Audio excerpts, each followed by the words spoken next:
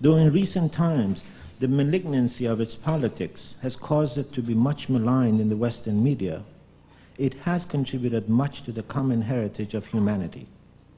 It has played a formative but frequently forgotten role in shaping Western consciousness itself. What I can offer here tonight is a mere overture to the long and wondrous symphony called Persian history.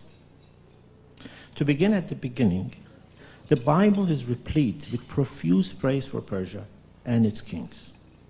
In the book of Ezra, the Lord of the Old Testament speaks through the proclamations of Cyrus, king of Persia, who declares, "The Lord God of heaven has given me all the kingdoms of the earth, and he has charged me to build him a house in Jerusalem." Cyrus, as we know, acceded to this lordly edict, and it was thus that the second temple of Jerusalem was built. In other parts of the Old Testament, Cyrus is often referred to as God's anointed, as the chosen ruler. This fulsome praise was only partially in recognition of his role in freeing Jews from their Babylonian captivity. Of equal importance was the fact that the vast Persian Empire of the time was a paragon of religious and cultural tolerance.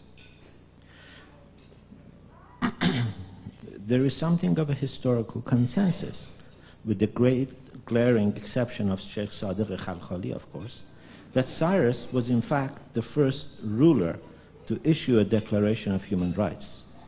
It predated the much lauded Magna Carta by more than a millennium. Cyrus was the first ruler to create a truly multicultural empire by affording the conquered peoples their liberty to maintain linguistic, religious, and cultural autonomy.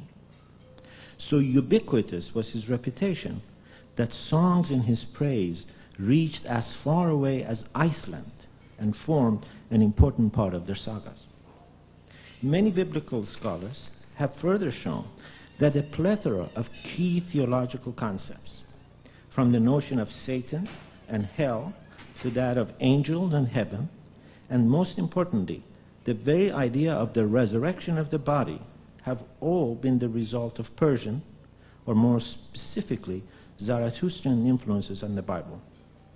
Some scholars have suggested that Zarathustra was in fact the first prophet of a monotheistic religion. Others maintain that the idea of a millennium, in other words, the significance afforded to a 1,000-year cycle in history, found its way to Christianity through the Zoroastrian religion. Hegel, the 19th century German philosopher, whose writings are considered by many as the apex of the Western philosophical tradition, uses rather unusual superlatives in describing the role Persia and Zarathustra have played in history. Persians, he writes, are the first historic people. In Persia first arises that light which shines and illuminates all around. The principle of development begins with the history of Persia. This constitutes the beginning of history. Hegel wrote these lines around the time that Nietzsche was writing his magnum opus, Thus Spoke Zarathustra. The book offers a radical critique, almost a total debunking of the whole Western tradition of philosophy. It is, of course, no mere accident that Nietzsche chose to articulate his critical views in the name of Zarathustra. Of course, the end of the 19th century was not the only or the last time that Zarathustra played a prominent role in Western philosophical discipline. Indeed, in 1990s, so strong were Persian influences in the millennial fever and in other ideas